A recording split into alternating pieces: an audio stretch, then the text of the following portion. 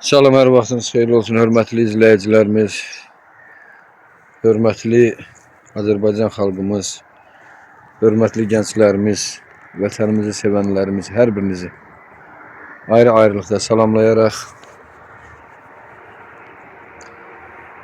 bugünkü ziyarətimin səbəbi yenə şəhidlərimizdir. Yenə bir daha gəldim mən şəhidlərimizi ziyarət eləmək, onları həmişə yad eləyək.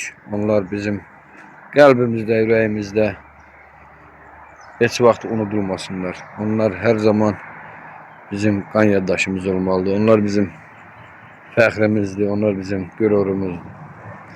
Uzay Rəbbim bütün şəhid analarına, bütün şəhid atalarına, bütün şəhid evladlarına uzun ömür, can sağlığı və səbir versin. Və hər hansı bir şəhidlərimizin evlatları varsa, Allah onları, hər birisinin gələcəyini xoşbəxt və firavan eləsin. Bir daha bildirmək istəyirəm ki, şəhidlərimiz bizim fəxrimizdir, qürurumuzdur. Gəlin, onları unutmayaq. Hörmətlə